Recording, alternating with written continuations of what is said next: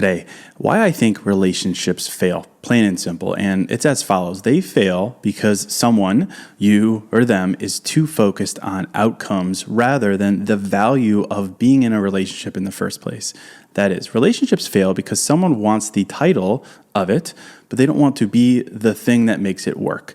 Relationships fail because someone wants a girlfriend but doesn't want to be a boyfriend, wants a boyfriend but doesn't want to be a girlfriend, wants a wife but doesn't want to be a husband, wants a husband but doesn't want to be a wife, any combination.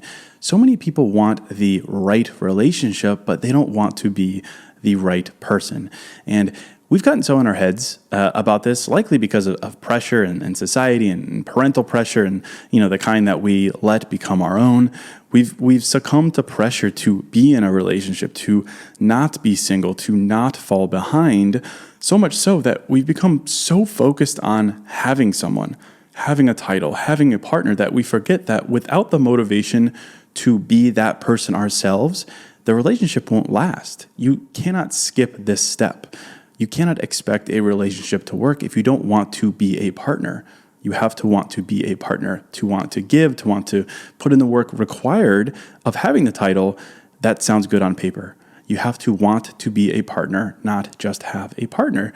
And you've probably experienced this, right? You've probably come across people who want the idea of a relationship with you. They want you as a partner, but they themselves haven't quite mastered the idea of being a partner. So let's talk about this. Why does this happen and how to spot it? Let's break this down. Why are some people so obsessed with having a partner but not being a partner? And I think this comes from two places. The first, I just mentioned it, but it's expectations, it's pressure, it's rushing. That's generational pressure. When are you going to get married? What are you doing with your life? Are you dating? There's social pressure. You look around and all of your friends are in relationships and you feel lonely. It changes your social dynamic completely. And that's okay, of course, because pressure is no joke when it comes to what we do and the rationale we carry with us. But that pressure, it dupes us into getting into relationships that we have no business getting into.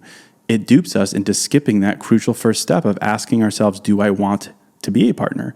Is this person I'm with willing to be a partner?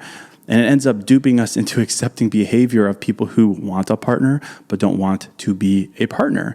And again, I'm sure, unfortunately, you've probably come across someone in this realm. They wanted you, but they didn't want to be a partner. They wanted their cake and to eat it too. And it might not have been manipulative or narcissistic or any of those terms. It might have been born of this very tendency I'm describing here that says a lot of people, they skip the first step of asking themselves, I want a partner, but do I want to be a partner? And so I think this definitely comes from pressure, but I also think it comes from our obsession in life and work and love with outcomes. Outcomes. We all look for signs in life that we're doing the right thing. Outcomes that say, hey, you're good. You've got a hang of this thing called life. You're not falling behind. You're not doing it wrong.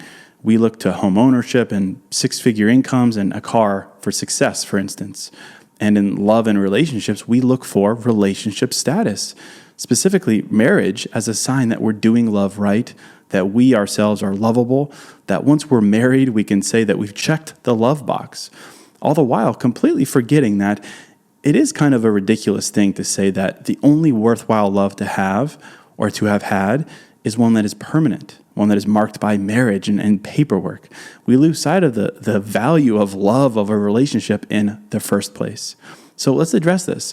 And I've talked about this before, of the idea of should you or shouldn't you date for marriage. But let's come back to this to better peel away the layers here so you can better navigate people who say they want a relationship, but for them, that just means they want a partner. They don't want to be a partner. So the question, should you date for marriage? I say sure, right? Ultimately, the point of dating, if you believe in monogamy, is to find one person and spend forever with that person. But I don't think approaching dating with that one specific goal in mind is very compassionate or fair to you. And it's the same with other big vision goals that we have in our lives. We need to take back our power from trying to be a certain way and get certain outcomes, and instead just focus on doing the things that will make us feel that way. And yeah, sure, deliver the outcomes. Marriage, for instance, you can still operate from a place of, is this person a yes or is this person a no? You can still date with intention and focus because you want something that lasts forever. But I say switch your mentality and you'll find yourself dating in a way that is unforced and frankly more enjoyable. Have an outcome in mind, sure. Say, I'm at a point in my life where I want to settle down, But a rewarding, compassionate, enjoyable life is one that is lived free of pressure. That's pressure we put on ourselves to have certain things and be certain ways. So instead of saying, I'm dating for marriage, say, I'm dating to find someone who understands me. I'm dating to find someone who chooses me in the same way I choose them. I'm dating to find someone I'm excited to live my life with. Focus on the things that will deliver the outcome, not the outcome itself. Because those things I just described, they will help you receive the value of a relationship. And that's the thing that we tend to misplace here.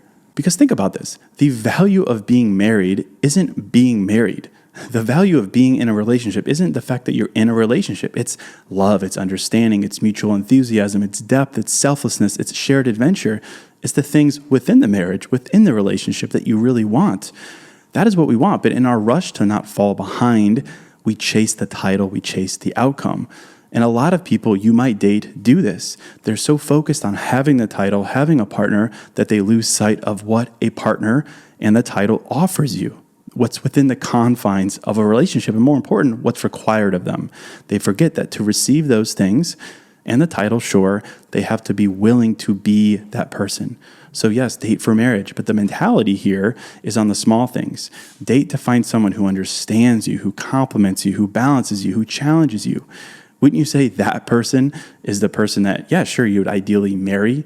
Wouldn't you say that focusing on the small individual things will lead you to the larger, big outcome thing?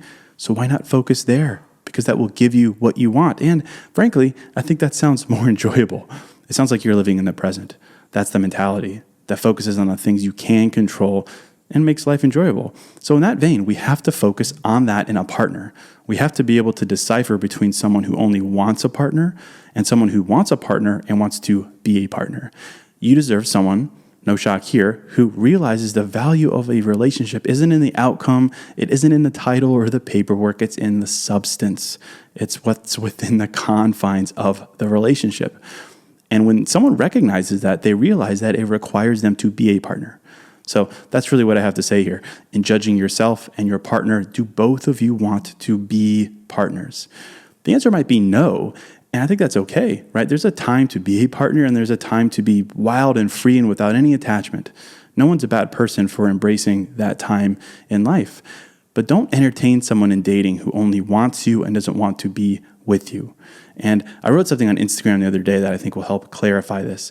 I said that the best thing you could do for yourself is value consistency more than interest, because you deserve someone who loves you with actions consistently. Because actions show that they want to be a partner, not just that they want a partner. To my point earlier, as a society, we're obsessed with finding the right person. And we tend to look at our relationships through the lens of, does it feel right? But there's a lot of people who might feel right. There's someone who's funny and attractive and easygoing. There's a lot of those people. And that's not enough. Just because someone is interested in you isn't enough. What makes someone right or wrong for you is what they do, with actions and with verbs. And so you deserve someone who is the right person because they do the right things. You deserve someone who wants to be the right person and is willing to prove it. That is someone who makes promises and actually keeps them. Someone who listens to what you say and why you say it. That's someone who doesn't want you to be low maintenance. They want you to be real. That's someone who can admit mistakes instead of making excuses. That's someone who takes the time to understand you. That's someone who genuinely cares how their actions impact you. That's someone who tries just as hard as you do. So if you're trying to figure out whether someone is interested in a genuine partnership with you or just wants the perks of having a partner, pay attention to their actions. Their actions. Someone who is truly interested in a relationship will make consistent effort to communicate and make plans and check in with how you're doing. They will show interest in your life and your thoughts and your feelings. They will make an effort to be there for you as a partner. But on the other hand, someone who's more interested in having a partner for the sake of having one without wanting to put in the work of being a partner, their behavior is going to be opposite. They'll be inconsistent. They'll only reach out when it's convenient for them. They'll make plans. They'll cancel. They'll be flaky. They're focused on surface level interactions because that allows them to avoid being a partner. In the end, a genuine partner is someone who is reliable and consistent and invested with actions. They're willing to put in the work and communicate it. And if you're not seeing those things, it might be a sign that someone is more interested in having a partner than being one themselves.